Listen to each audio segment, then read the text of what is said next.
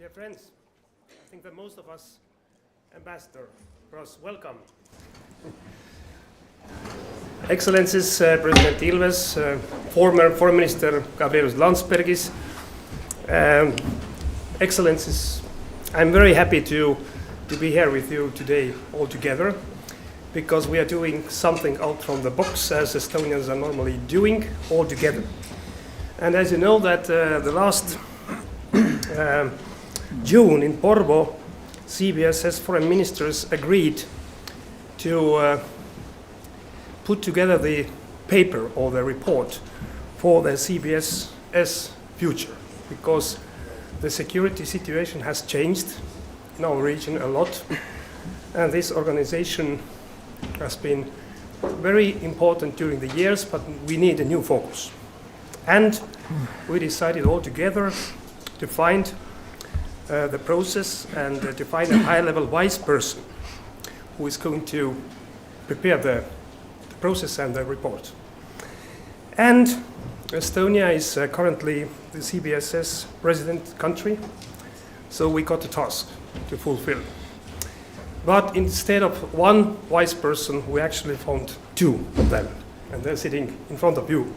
President Ilves, you know very well, and also former Foreign Minister of Lithuania, Gabrielius Landsbergis, you know as well very well. So I think that in such a synergy, we are going to have a very strong report, but not only report for reading, but also report for actions for the future. Because we are living in a very historical momentum, I think, and around the Baltic Sea, these countries, we need to have a more focus on security issues, more focus on cooperation, and also nothing to hide. We're having the common neighbor from the east, which remain the threat for our security for the future, for long terms, whatever happens in Ukraine. But we know what will happen in Ukraine. Ukraine will win the war, and our work is to build up the new security architecture for Europe and our region as well. So I'm very grateful for the cooperation for the Estonian International Center for Defense and Security, in which cooperation all this process will be run. And also I'm really deeply grateful for the Swedish Foreign Ministry, which is actually funding all the process. And the initiative came from there. And especially I'm very grateful for the former Foreign Minister Lindström, who was at the time in office when the decision was made. So thank you for Sweden. So what is our plan? You are going to introduce what is your plan, but the timeline is like this, that we are going to publicly announce the results in May when we're going to hold the CBSS Foreign Ministers meeting in Tallinn. And it will be mostly at the same time when we have annual conference, Lindström conference here in Tallinn as well, and there will be a really high-level representation globally. So I'm personally very excited about this process, and mainly because we are having now two very high-level vice persons, as we call them, who are going to take responsibilities. So I'm really deeply grateful for you. And now I give the floor to Mr. Gustav Lindström, who is the Director General of the CBSS Secretariat based in Stockholm. So the floor is yours. Thank you very much, Minister Tsahkna, and it's a great pleasure to be here. I would also like to thank the Estonian presidency for the very good and close collaboration that we have had. As the Minister just mentioned, we have the opportunity now to introduce the vice persons process. This roundtable is, of course, on the record, but just so everybody is aware how we will organize ourselves, we will have an opportunity first to hear from the vice persons. They will each take about 5 minutes to introduce a little bit their thinking on this process and to set the stage for the roundtable. After that, I will take the opportunity to ask a couple of questions to the vice persons to set the stage for the debate, and we will round off with some time for questions and answers, should there be any comments or issues that you in the audience would like to raise with the vice persons. Maybe before we begin, I think everybody here in the room can see the caliber, the eminent caliber of our vice persons. But as a reminder, we have former President Ilves, one of the vice persons. You can see served as president for 10 years, but also extensive background in this arena, having served also as Minister of Foreign Affairs in 2 different occasions, serving as a member of the European Parliament, and also serving as a diplomat, as ambassador in Washington, D.C. We also have a former Foreign Minister, Landsbergis, also extensive background in this arena, has served as Foreign Minister for many years. You also served in the European Parliament for a couple of years, and you are also have served as a member of the Seimas, the unicameral legislative body. So with this now, I would like to turn over to maybe the first vice person. President Ilves, would you like to take the floor? And please feel free to either stay where you're seated, or if you'd like to actually go to the lectern, that's fine. But to introduce and give your initial statement on this process, please. Over to you. Okay, well, thank you very much. Can you all hear me? Is this working? Yes, okay. Well, first of all, just a little brief excursion into history. The CBSS, the Council of Baltic Sea States, was established on the initiative of the late Uffe Ellemann-Jensen and Hans-Dietrich Genscher in 1992. With the main thinking was that at that time there was the recently independent Baltic states, Estonia, Latvia, Lithuania, and without any real ties to anyone. And so let's integrate, let's do something, create a multilateral institution that would bring them in the fold. And of course, there was the secondary purpose, which affected all of us all the time in all our various institutional associations, as a Russia handling organization. Now, just to keep in mind where we were in 1992, there were what became the CBS, or what was CBSS as of 1992, had 2 countries in it that were members of the European Union. Punkt. That was it. Poland, Estonia, Latvia, Lithuania, Finland, and Sweden were not even in the EU, let alone NATO, where recently now we have not only an EU lake as of 2004, but we have a NATO lake as of last year. So a very different situation, and clearly the organization had a different function. And the question now, first of all, is what is its function, given that the original raison d'etre of the CBSS has completely evaporated, especially now with Russia no longer being in the organization. They said, you can't fire us, we quit. And so there's no Russia, and so it really is an organization of liberal democracies around the Baltic Sea, with all in NATO, with Article 5. So we are not dealing with this kind of amorphous situation of 1992, when we were not really anchored to anything. The first 10 years of the Baltic Sea State, Council of Baltic Sea States, also, it has a history which is not in the homepage, but the first thing that was created was a High Commissioner for Human and Minority Rights, which had an interesting history in that the rapporteur for it never talked about human or minority rights in Russia, and only dealt with the Baltic states. And then when it turned out in 97, 98 or so, something like that, 99, I don't remember, when the rapporteur, Ulla Jespersen, turned out to be coordinating his reports of the situation in the 3 Baltic states with the Russian Foreign Ministry beforehand. And I demanded he be fired, and so did, fortunately, other countries also asked that he be fired, and he was fired. But nonetheless, this, of course, left kind of a bad taste personally on what the function of the CBSS was. Well, once we joined the European Union, once the the OSC stopped monitoring us, all these wonderful things happened. We really didn't have a reason for doing that, especially since quite explicitly the CBSS was not dealing with the human rights situation in Russia in the least, which certainly, there was certainly cause for that. So since then, I mean, the CBSS has dealt with a number of issues, but again, it's not simply that in the last year we've had a number of incidents in the Baltic Sea that would, sort of call for us to pay attention to them. It actually lost its raison d'etre, one could say, in 2004, or maybe then last year when we have the entire Baltic Sea region, with two minor exceptions, are within the NATO fold. The two exceptions being Kaliningrad Oblast and the far end of the Gulf of Finland. So naturally, the question is, what do we do? Do we keep this organization? What function does it have? And that is really how I see, on my part, what is the task.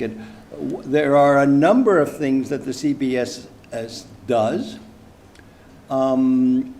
But are those appropriate? I mean, one of the other things, when we joined the European Union in 2004, I initiated a project that lasted 2 years and then was joined by now President Stubb, of creating the European Union Baltic Sea Strategy, which was a regional program to develop all kinds of regional contacts, cooperation on in a number of fields, energy, communications, safety.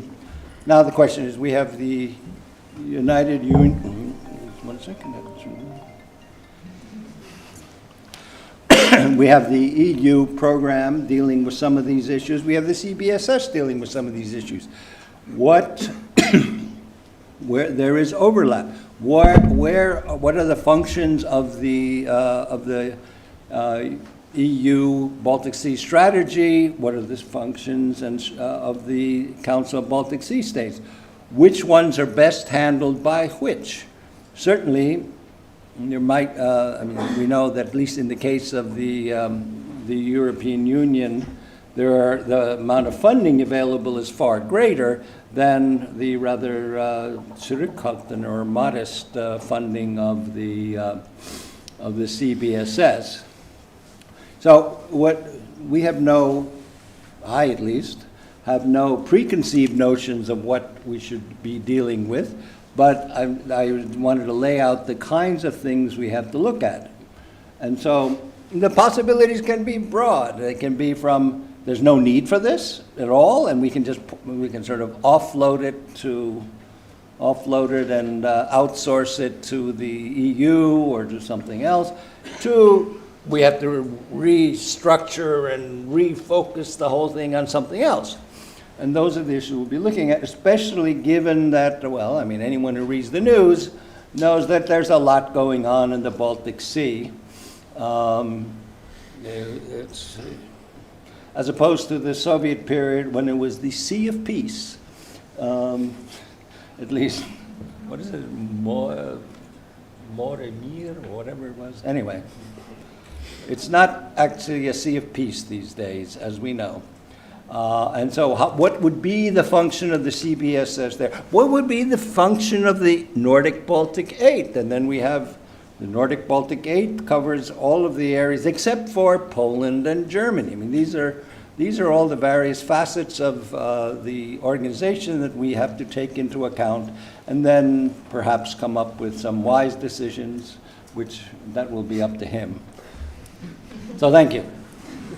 Thank you very much, President Ilves. And of course, as you laid out, there are a lot of different dimensions here, and there's also a history. But with this, now over to you, Minister Landsbergis. Well, thank you so much. First of all, thank you to Estonian presidency. It's really a pleasure to be here and a great honor to sit at the podium with President Ilves.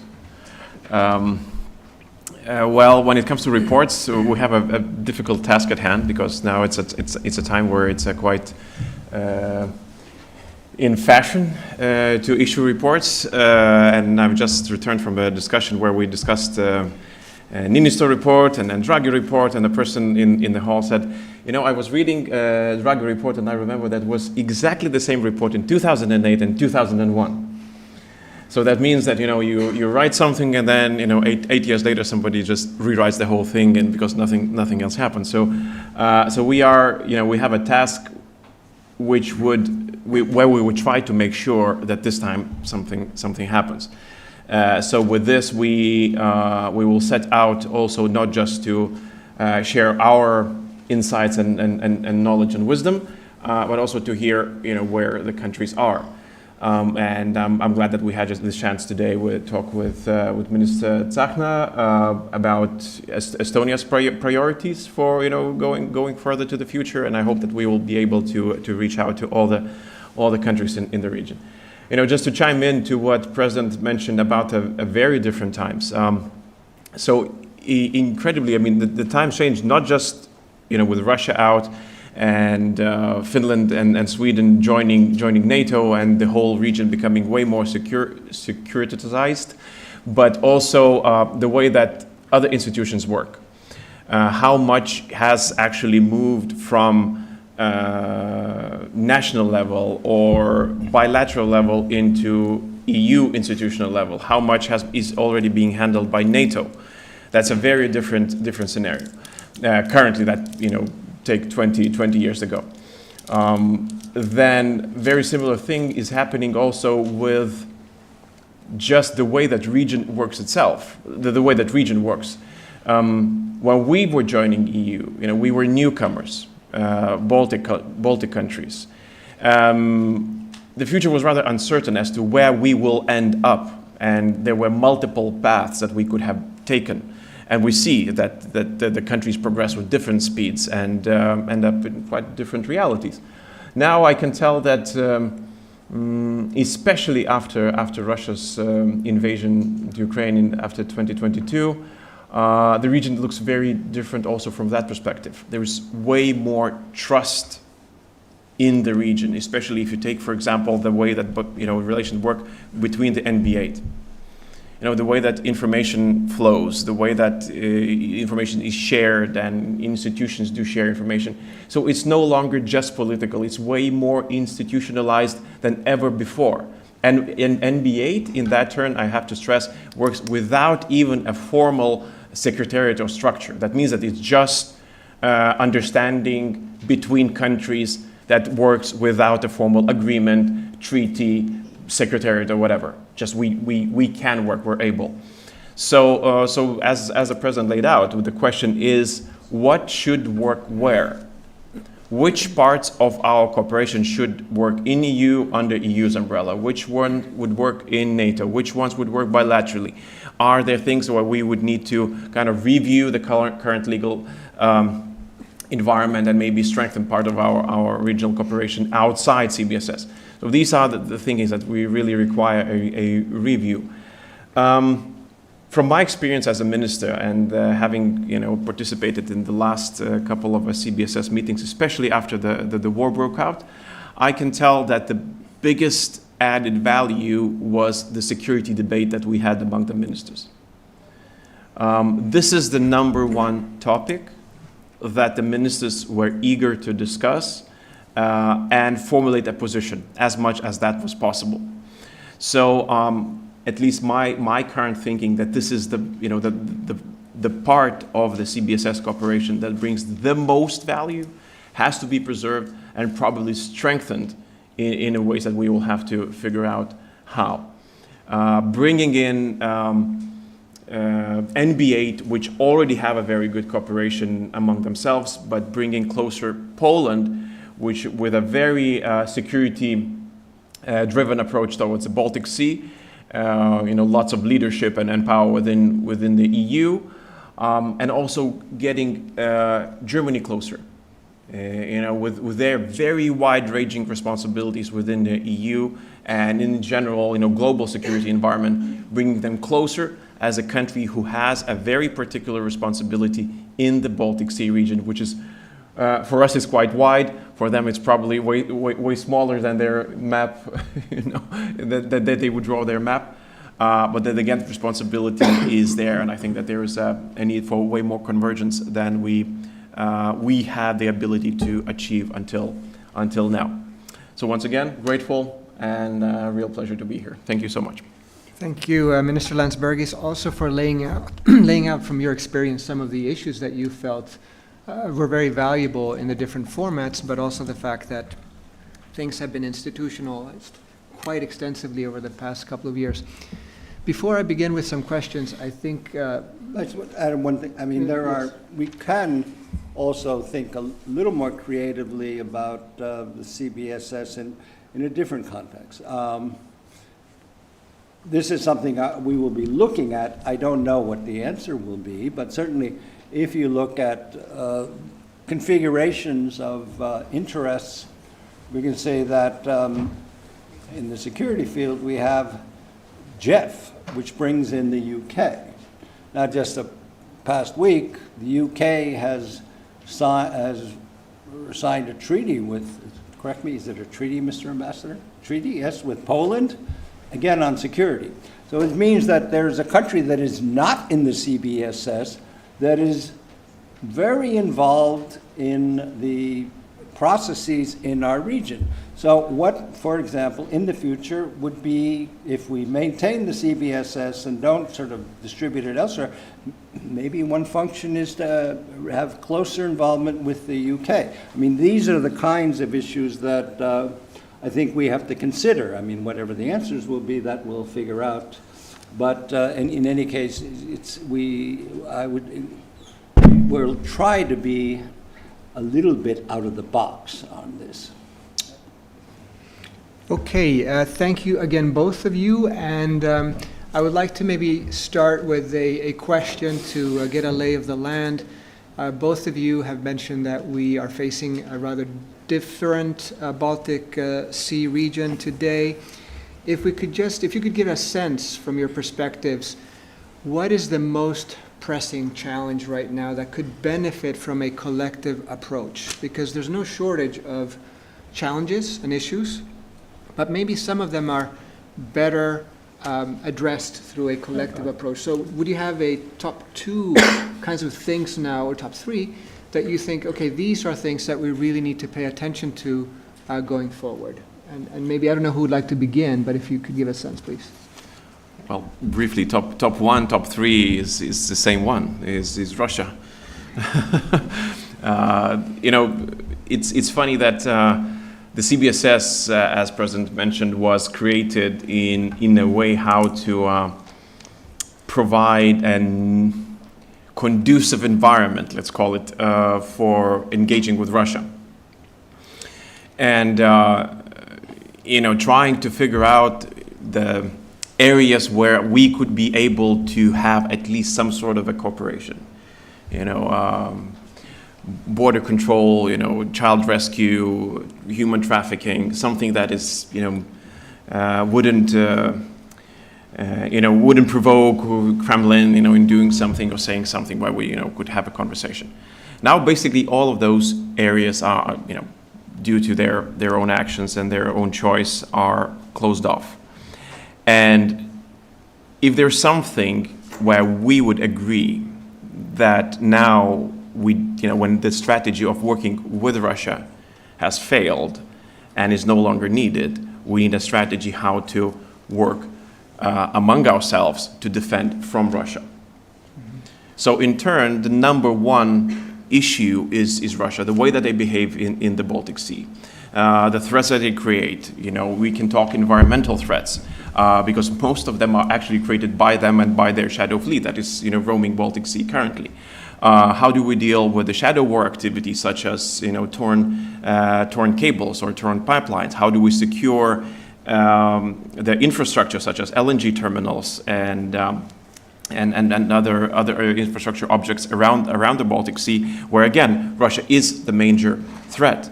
So obviously, one could mention other issues, other environmental issues, other affairs where we would need to cooperating and that require our attention.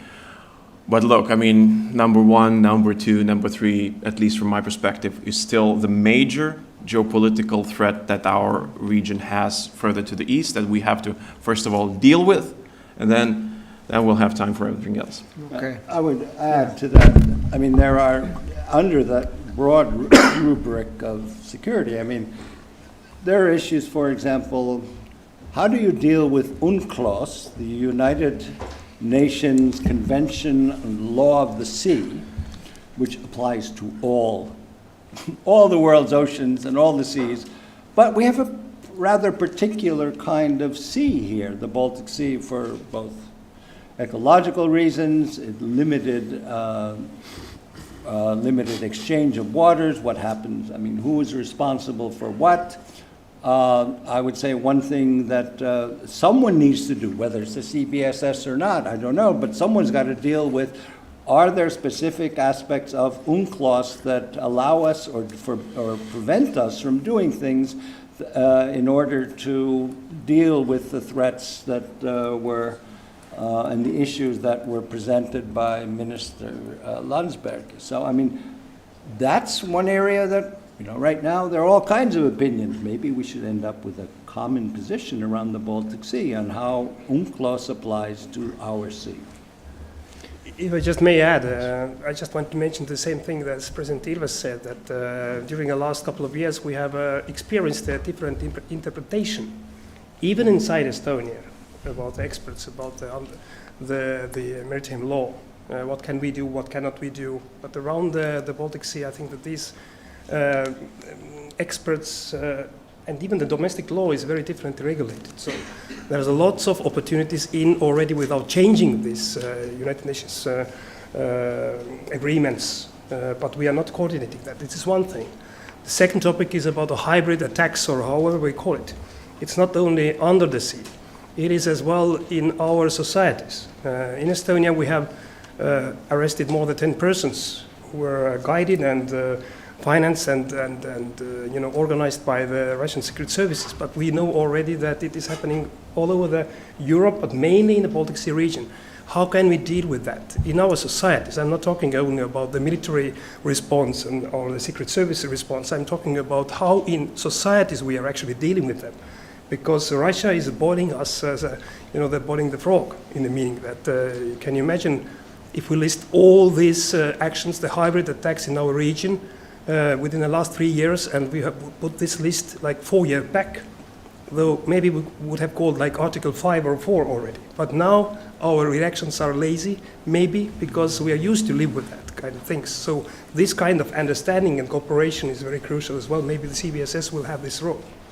Or someone else should take it on. Or someone else, yeah. Well, thank you. I would like to maybe turn over now the lens, because it's one way to do it is to look at challenges and threats, but another one is to proactively look for opportunities. So the question would be, from your perspective, what are maybe the opportunities that you think that we should proactively try to leverage in the Baltic Sea region that brings us together, which could also be a strong objective for organizations, regional organizations, but for the region in general. So if we switch the lens from the threats, what are maybe some of the opportunities that we should pursue? And if you would like to maybe comment a bit on that, is there something that we should look forward to? I mean, we see that some countries push very much on sustainability, other countries might have other ideas, but it would be interesting to hear from you if you see some of these opportunities that could be something that also collectively brings us together. Who would like to tackle that? Well, we have the Baltic Sea, which brings us together. As I said, we have, I mean, as Mr. Landsberg has mentioned, I mean, we have the NBA, which functions, but what is left out of the NBA are the two biggest countries on the Baltic Sea. And so I think it's the opportunity of the CBSS is to involve the entire region. As far as sustainability is concerned, I think right now our big sustainability issue is surviving the next 4 years, be it either east or west. But worry about long-term sustainability in 4 years from and 3 hours. Yeah, well, I can say that when you look from a geopolitical perspective, is particularly interesting region because it's actually quite vulnerable. It's no surprise why the region has seen so much growth in defense spending. It's not just because we don't have anywhere to put our money, but it's because we feel the threat probably acutest in Europe. So that means that the threat to the region is rather real. But then again, when you take the region, the way it functions, it's probably one of the most prosperous regions in Europe, and that has benefited a lot from the integration, from the Nordic and Baltic, from Lithuanian and Polish, or Baltic and Polish, from German and Baltic, and and German and Nordic, and this integration has brought a lot of prosperity to us all.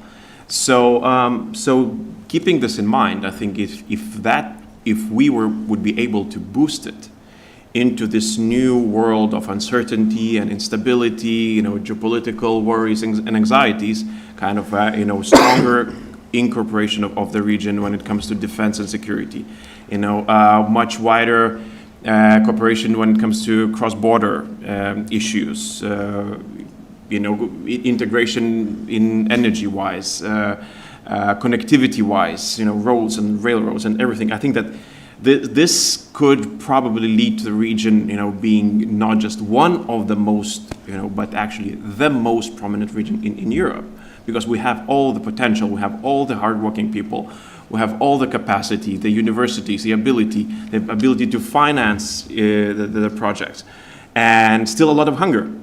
So when I look into the future, if not for Mr. Putin, we would be approaching Luxembourg very, very, very quickly. Now this is, we have a great issue on our borders that, if managed well, with deterrence and additional factors, that we can think of, probably still our future is very bright. So this is where I see the main opportunity. I'll give you another issue, which is extremely topical. But I mean, okay, you mentioned one of the most prosperous. I mean, let's face it. Our area, the Baltic states and the Nordic countries, have been the leaders in innovation. If there is any innovation in the tech field in Europe, then it is here.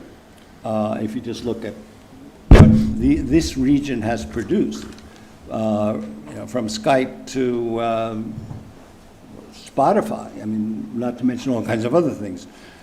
Now, it's one region, yet we are now separated between Tier 1 and Tier 2 in the export of chips by the United States. How is one part of the EU, of this region, going to manage or maintain its leadership if there are distinctions made, especially with the rapid development of AI and its dependence on high-performance chips, that if we don't get them and other countries do, I mean, how does a single market works in that perspective? Right. Yes. Yeah. May I just add one more abstract level about opportunities? I'm realistic. I'm not maybe the best diplomat here, but if we are talking about European Union, it's harder and harder to get the consensus about the common foreign and security policy, to be honest. But CBSS countries, the weight is really, really big in EU as well, in NATO. So maybe there are some topics or issues we can agree before as politically, or actually we can fulfill or execute this kind of political decisions. We cannot find the common consensus on EU level, and this is something really big as well. We have a specific interest because of the Baltic Sea and also the Baltic Sea region amongst the G7. And if you calculate the GDP of all these countries together, I think that we belong at least to, I don't know, G5, G6. somewhere CBSS there. would be, well, Yeah. with Germany. NV8 belongs to like amongst the G10. So if you add like Germany and Poland, so this is economically pretty big power here as well. If you're talking about, I don't know, frozen assets of Russia and whatever. And another topic is, of course, the environmental level. So the Baltic Sea is a specific sea, we can say as well. But what we see that actually the shadow fleet topic, what we are talking about, in EU, in the NATO, this is very practical. Using shadow fleet, actually Russia is gaining, and through Baltic Sea, more than 40% of sanctioned trade is going through our sea. So more than 40%. So this is something very specific and urgent we need to deal with. So we cannot maybe find the ways, in EU somehow, but we definitely can find the ways amongst the Baltic Sea. So there are many like this kind of specific topics we can discuss and also make decisions and also actions. Thank you. I have one or two more questions, but at this point, I would actually like to gauge the audience if you have any questions, and I see already a couple of hands, so that's great. So we will then migrate to your questions. It would be very much appreciated if you wouldn't mind just saying who you are before posing your question. Thank you. Should I stand up or not? James Scher from ICDS. President Ilves began by noting that in 1992, one of the principal objectives of the Council was managing Russia. Now, I think we all understand it is containing and countering Russia. My question is very different. As of today, literally today, do we not need at least to be thinking about a further challenge, namely managing the United States? And particularly, President Ilves also rightly mentioned the JEF, particularly if we are thinking about defense and the military dimension, and boosting our capacity to operate autonomously in particular areas of acute interest to us. Do we not need to be thinking about this? Many of you will recall the old French diplomatic axiom, non parlez jamais, y pensez toujours. This is something it's not yet polite to speak about or write about in a report, but it needs to, do you not agree that it needs to be now very seriously on our minds? Thank you. And for those who have questions, please go ahead and think about them. Good if they focus them so we can fit all the questions in. And Minister Tsahkna, if you also want to respond. Ask the question, I already did. Feel free. I don't know who would like to. Yes. It was to me, so I'll just.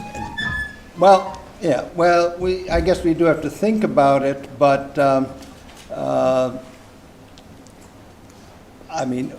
we think about it anyway. The question is the CBSS the place to do it? It's a broader issue, especially when, if you followed last week, the incoming national security advisor to the new, soon-to-be inaugurated president, when asked on American television, well, would you consider a military solution to the issue of Denmark and Greenland? His answer was, well, everything is on the table. So in that case, yeah, well, maybe I think we do have to think about other things as well. But the question is if the CBSS is the place to do that, and then we get into the whole issue of what is the future of NATO if we're getting into that kind of discussion. And I think it's just a little out there. Okay, we have a question over there, please.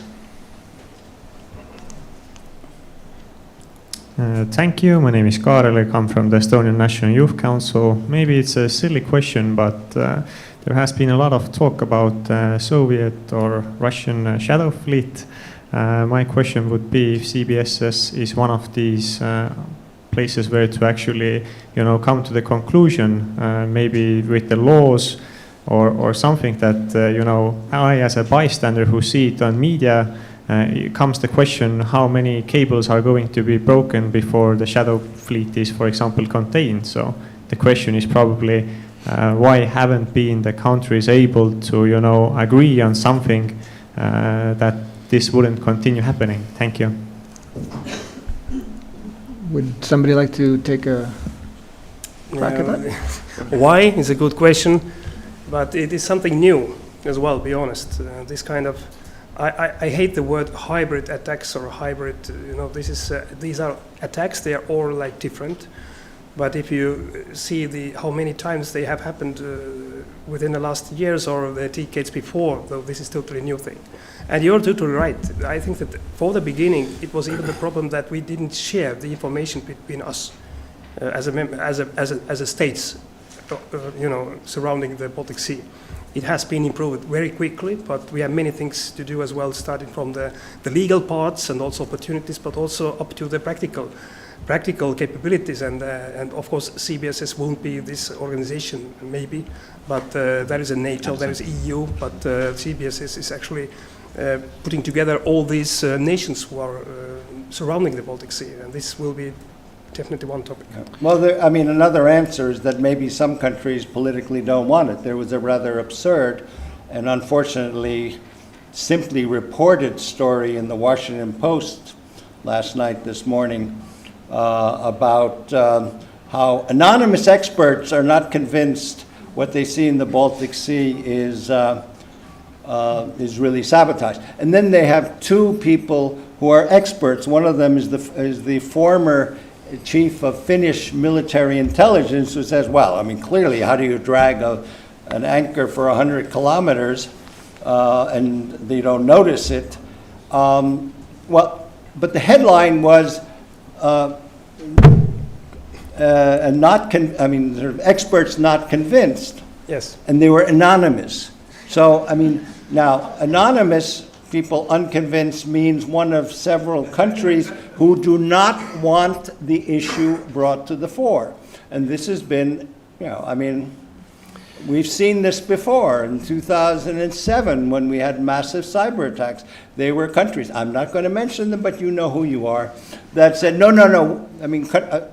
Countries that couldn't tell the difference between a toaster oven and a laptop were telling Estonians we did not know what we were talking about. So, we've been there before.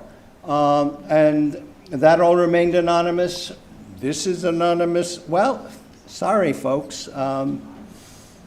We can do what we can, but I personally see this as another attempt to calm things down. No, we don't really want to deal with that. And we've seen this as, over a period of time, that there are countries which do not wish to address these issues and say, well, it's not really that, or something like that, because it's too difficult to actually name who is responsible. It's politically too difficult. As we saw with other cases in the case of Ukraine, such as, especially NATO countries have been advised not to shoot down drones. The Ukrainians have been advised not to fire on certain areas because it might drive the price of oil up. There are all kinds of things that are going on that are not a function simply of the CBSS. Well, if I may, a couple of words on the war. I think that we've already established that our main allies were and still are not in the war to win.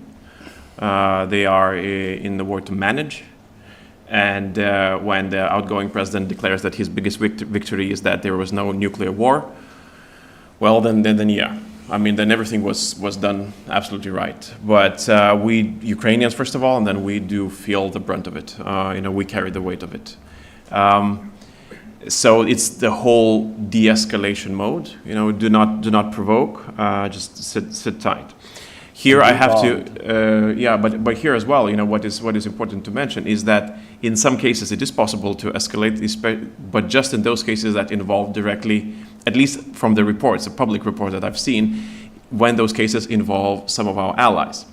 when there is information about the possible incendiary device that is possibly being sent to United States, then it is possible to send a message to Putin that this is a red line and you should not be doing that ever again. But when it comes to the cutting of power cable, then we have a different situation. Now, or at least it was not reported. Maybe I can hope that also phone calls are being made every time that the cable is being cut, but because the cable has been cut, the phone does not ring. But when it comes to the CBSS, what we could do. So now it is established that there are around 900 shadow fleet ships. The latest information is that there have been 2 sanction rounds that the only EU can sanction, at least in our case. No CBSS, no group of countries, no single country, no Estonia, Lithuania, nobody else can sanction. So there were 2 sanction rounds. First round was 30 ships. The second round was 50 ships. So clearly about 10% of ships have been sanctioned so far. US went way further and sanctioned additional 150 ships just on the basically last weeks of presidency, of the last administration. And it stopped quite a lot of ships in the sea. Even the Chinese were unable to accept those ships. So that still remains one of the most effective and efficient tools, you sanction. We are at a very, very low level of sanctioning. What the CBSS could do, and Minister Tsahkna mentioned that, so it is coordination. Because some of our allies are usually not convinced for a number of reasons, that this needs to happen, the sanction needs to be in place. First of all, because they depend on the things that are being brought by the ships. Secondly, because they believe that maybe the war will be over soon, so soon that we will be just forgetting about all the sanction thing and, just get back to normal with Russia. So why rush? Better, either put pressure on Ukrainians so that they kind of figure out this sooner. And a number of other reasons. So CBSS is one of those formats where at least some of our allies could be hearing the arguments, environmental, geopolitical, political arguments that we would be placing on the table. And then hopefully with a combined effort by the whole region, which is totally affected in all these matters, we could be able to formulate a stronger position in other groupings such as EU, where the decision on sanctioning needs to be done. So just one fact you all know, but just to remind that close to 500 ships per week is crossing the Gulf of Finland to Russia. I don't know how many of them they are shadow fleet, but actually 500 a week. So it's a lot. Yeah. Thank you. Would there be any other questions from the audience? Looking, I don't see anything. If that's the case, maybe the last words, because we're getting close to the hour. Without preempting your coming work now as wise persons, is there anything, you've already spoken quite a bit about some of the topics, maybe some of the potential areas that you want to investigate, but is there anything else that you'd like to say now before you embark on this work as to how you will organize yourselves? Will you maybe consider not just the areas of focus, but maybe the types of outputs or the types of mechanisms that could be used by organizations like the CBSS, or for that matter, any other organization in the Baltic Sea region? But is there any little nugget that you are able, knowing that it's very early and we don't want to preempt your work, but anything that you could share with us about your forthcoming work? You don't have much time either for this report. Please. I will just echo what President Ilves mentioned at the beginning. I think that one of the mindset that we have embarking on this journey is that we have to be open to all the possibilities, starting from actually asking ourselves the question, is it still needed, the whole organization? Maybe there are other formats that would be better placed to, solve the issues that the region has. And on the other hand, maybe the organization needs to be strengthened, or maybe it needs to grow, as President alluded to. So I mean, with the whole spectrum, we are starting to list out the questions that we want to get answers to. We need to answer, and then from those questions and answers, basically, we approach the point where it will be clear which of the scenarios we would be proposing then to the council to adopt. Okay. I would say one thing, and I would address this to the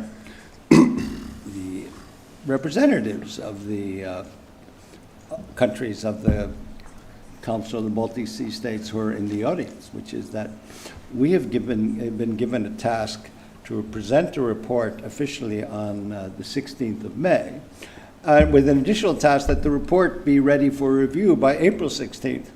Now, in order to do this, we have to talk to the responsible counterparts, which are the foreign ministers of the members of the Baltic Sea states. And so I would ask you to report that we would really like to do this in time. I mean, today is the 20th of January, and so we basically have February, March, April, 3 months to have a finished report to present. And so the Estonian foreign minister responsible for getting all of this arranged has asked all of the countries involved, when can we meet with your foreign minister? And let's put it this way, the answers have been rather slow. And trying to, if you can imagine, trying to organize meeting 9 countries' foreign ministers to individually to discuss with their staff how they see this and to get their input, because we're not going to, I mean, we want to do this so it's actually acceptable to the members. In order to get that input, we need you guys to answer us, or answer at least the Foreign Ministry of Estonia, because that's the task that was given to us. So please help us out and have your foreign ministries look at the scheduling tables and answer the foreign ministry's requests. Thank you. That was very clear, I think, kind of advice. Minister Tsahkna, before we close formally this roundtable, would you like to have maybe some parting or closing words from your perspective regarding this process, just so we tie all the loose ends before we finish? You know, I wrote an article in somewhere in U.S. media about that we are in a year of 1938 in Europe, just before the Munich meeting. And today as well, after a couple of hours, we will have a new president entering White House. So, and I think that this CBSS as an organization and all these nations, you know, surrounding the Baltic Sea, we have a huge role to play to avoid everything what came after 1938 politically. And I think that this, one is this report, but also actually the situation is like historical. And I think that we all feel this responsibility, not only as Estonia, Latvia, Lithuania, Baltic states, Poland, whatever, but as a region, as a Europe as well. So let's use this opportunity, because I see the great political will and understanding. It has been changed within the last couple of years, a lot. And the best sign for that is, of course, that Finland joined the NATO, but the Swedish people decided to join the NATO after more than 200 years of neutrality. So this is something big. I'm telling everywhere in the world that please, outside from our region and Europe as well, please notice that this has been a huge change, and we can rely on that, build up our security for the future. So good luck, guys. Wise guys for the future. Well, thank you very much. And I think it's very nice to hear from you that you underline that this is really an opportunity. So you're taking a very proactive but also positive approach to really understand how the environment impacts and then what that means for adaptation. So on behalf of us here, we want to thank everybody who took the time to join us. A big thank you, of course, to the wise persons now embarking on this work. And also, again, thank you, Minister Tsahkna, for taking the time to be here. And also, again, to the Estonian presidency of the CBSS for all the efforts, and also recognizing the ICDS, who will be taking a strong part in this process. So thank you again. And if you don't mind, let's give a hand to the wise persons. Thank you.